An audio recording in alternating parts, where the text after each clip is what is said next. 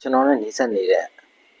ပတ်ဝန်းကျင်ပေါ့လေအခုလက်ရှိကျွန်တော်နေတဲ့ပတ်ဝန်းကျင်မှာရှိနေတဲ့ရုံးမှာဆိုတော့ရုံးလုပ်ငန်းတွေလုပ်နေတဲ့အချိန်မှာကျွန်တော်လည်းရင်းနှီးကရုံးလုပ်ငန်းတွေလုပ်ခဲ့တဲ့သူတယောက်ဆိုတော့မြင်နေရတဲ့အားနည်းချက်ကလေးတွေပေါ့နော်အားနည်းချက်ဆိုတာတဲ့သူတို့ဖြတ်သန်းနေရတာတွေကိုပို့ပြီးတော့လွယ်ကူအောင်ဆိုတဲ့စိတ်နဲ့ပြပြဖြစ်တာရှိတယ်တင်ပေးဖြစ်တာပေါ့လေကြုံနေဟာလေးတွေဒါပေမဲ့အဲ့လိုတင်ပေးရဲ့အချိန်မှာသူတို့ပဲတည်သွားမှာပေါ့နော်သူတို့တည်သွားမှာတဲ့အခုလိုဗီဒီယိုလေးတစ်ခုဗီဒီယိုလေးလုပ်ပြီးတော့တင်လိုက်ရင်ကြားတဲ့လူတွေလည်းနားထောင်ထားတဲ့လူတွေလည်းသူတို့လည်းဆင်ခြင်နိုင်အောင်ပေါ့နော်သူတို့လည်းလိုက်ပြီးဆောင်ရွက်နိုင်အောင်ကောင်းရင်ယူမယ်မကောင်းရင်တော့ပယ်ထားမယ်ပေါ့လေအဲ့လိုစိတ်နဲ့ကျွန်တော်အခုဒီဗီဒီယိုလေးတွေနောက်ပိုင်းတော့ဆက်လုပ်ဖြစ်မှာပေါ့နော်ဒီနေ့ဗီဒီယိုလေးဆိုအခုပြောမယ့်ဗီဒီယိုအကြောင်းအရာလေးကဘာလဲဆိုတော့ကွန်ပျူတာပေါ်မှာဖိုင်နေထားတာကွန်ပျူတာပေါ်မှာဖိုင်နေထားကျွန်တော်သုံးဆွဲခဲ့ရတဲ့ကတော့ PageMaker Adobe PageMaker 7.0 ဆိုတဲ့ kit တွေမှာသုံးဆွဲခဲ့ရတာပေါ့အဲ့ဒီဖိုင်တွေမှာစာရေးကိုအဓိကအဲ့ဒါတွေသုံးဆွဲခဲ့ရတယ်အဲ့ဒီ PageMaker အားနည်းချက်ကမြန်မာလိုဒီ folder တွေစောက်ထားတာပေါ့ folder စောက်ထားမယ်သူ file ကိုမြန်မာလိုပေးမယ်တော့မဟုတ်မြန်မာလိုနာမည်ပေးထားတဲ့ folder တွေကိုထည့်မယ်ဆိုရင်ထည့်လို့မရအောင်သုံးလို့ဖွင့်လို့မရအောင်ဒါတော့များသိဖို့ကြပါလိမ့်မယ်အခုခေတ်ကတော့မဟုတ်ဘူး Microsoft Office ကိုအဓိကထားပြီးသုံးတယ်ဒါပြည်ထောင်စုဖောင်းပေါ့နော်ကျွန်တော်တို့ကတော့ Win Register မြန်မာ3ရနေကိုပြည်ထောင်စုဖောင်းဆိုပြီးသုံးဆက်လာတဲ့အချိန်ဒီ key ပေါ့နော်ကွန်ပျူတာရဲ့ပြောင်းလဲလာခဲ့တဲ့ဒီ key စဉ်တွေပေါ့ဒီတော့မှသူဖိုင်နေကိုလွယ်ကူမြန်မာလိုမပေးနိုင်ဘူးမပေးမနဲ့အင်္ဂလိပ်လိုပေးတာโอเคအင်္ဂလိပ်လိုပေးမှဆိုရင်လည်းအင်္ဂလိပ်လိုတိတိကျကျမဟုတ်ဘူးအခုအင်္ဂလိပ်လည်းမဟုတ်မြန်မာမဟုတ်တယ်မြန်ဂလိပ်ဆိုတဲ့ပုံစံမျိုးနဲ့ပေးတယ်ပြီးမမှတ်မိဘူးဖိုင်တစ်ခုကိုပေးလိုက်တယ်ပြီးရင်ဇယားပါဇေယျဟိုဇယားလို့ပေးလိုက်တယ်ပြီးအထဲမှာဘာရေးထားမှသူတို့ကိုယ်တိုင်လည်းမသိတော့ဘူးရှင်းကြတယ်အဲ့တော့ဘာဖြစ်ဘာအားနည်းချက်ဖြစ်လဲဆိုဒီအလုပ်တစ်ခုကိုကလွယ်တခြားလူလုံးမှာလုပ်လို့မရတော့အဲ့တော့အဆင်မပြေပါဘူးကိုကလွယ်ရင်ကိုယ်တိုင်လည်းလုပ်လို့ရမယ်တခြားလူလည်းပဲချင်းစုံဝင်ပြီးတော့လုပ်လို့ရအောင်ဆိုတဲ့စိတ်မျိုးနဲ့အလုပ်တစ်ခုကိုလုပ်တင်တယ်ဒီလိုပဲ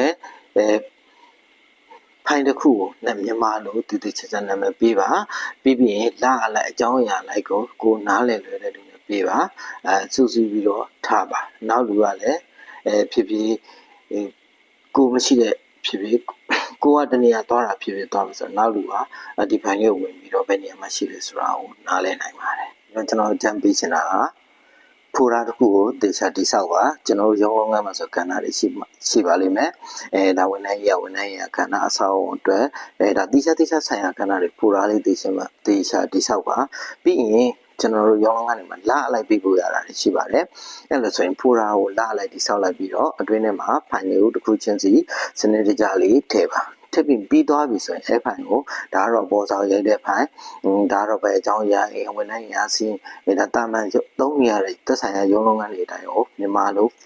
ဖိုင်ကိုနာမည်လေးတည်တည်ချာချာပေးမယ်ပေးပြီးလို့ရှိရင်ဖိုရာတွေကိုထည့်မယ်လာအလိုက်ဒါတစ်လပိုင်းပြီးသွားရင်နောက်တစ်လပိုင်းကျရင်ဒီဟာကိုပဲထပ်ခါပြင်ရိုက်ပါနဲ့ဒီကောင် copy ပွားလိုက်ပါအရင်လည်းအထက် data လည်းမစားပါဘူးတစ်လပိုင်းကနေ data ကို copy ပွားနှစ်လပိုင်းယူလိုက်ပါအဟောင်းတွေကိုတောင်းလည်းမဖြစ်ပါနဲ့ဖိုင်နေလဲဆိုတစ်နှစ်သုံးခံလို့ရပါတယ်အရင်လည်း data မစားပါဘူးပြီးရင်ဒီမှာနောက်လာကြလို့ရှိရင်ဒီစာကူပြောင်းပြီးတော့ရက်ဆွဲလေးနဲ့ပထမလကူထားတဲ့ဟာကိုပဲဒုတိယလမှာ copy ပွားပြီးတော့ထပ်ပြီးဖြည့်စွတ်မယ်edit လုပ်မှာပေါ့နော် edit လုပ်ပြီးတော့ဒီစာလို့ဆင်းယူသွားမယ်အဲ့တော့အကြောင်းအရာတစ်ခုလုပ်မယ်ပေါ့နော်စီမံချက်တစ်ခုလုပ်မယ်ဆိုရင်ဒါဘယ်နှခုနှစ်စီမံချက်ဘယ်ဖိုင်ထဲမှာထည့်ထားတယ်ဒါဒီကွန်ပျူတာဒါရုံးသုံးဆိုတာ personal တယောက်ဒီရှာတဲ့ password တွေနဲ့ထားတာမဟုတ်ပါဘူးဒါရုံးသုံးကွန်ပျူတာဆိုစနစ်ကြထားပါတယ်ဝင်လိုက်မယ်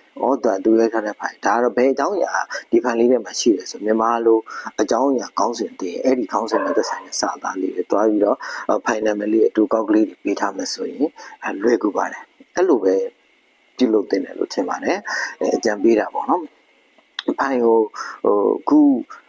ဖြစ်တယ်လို့ပေးခဲ့လိုက်မယ်ပြီးတော့ဝက်ဖိုင်တစ်ဖိုင်တိဆောက်လိုက်တယ်နာမည်မပေးခဲ့ဘူးအထက်မှာရိုက်လိုက်တယ်အကြောင်းအရာတစ်ခုကိုပြီးတော့စာရိုက်တဲ့နေရာမှာ ကြောင်းရတစ်ခုရိုက်ပြီးတော့မဆိုင်တဲ့အကြောင်းအရာတွေထပ်ခါဆင့်သွားရိုက်မယ်ဆိုရတာလည်းမလုပ်သင့်ပါဘူးအဲ့လိုလုပ်မယ်ဆိုရင်အကြောင်းအရာတစ်ခုကိုပြန်ပြီးရှာဖွေလို့တဲ့အချိန်မှာရောထွေးပြီးတော့အချိန်နဲ့ကြက်ကြတယ်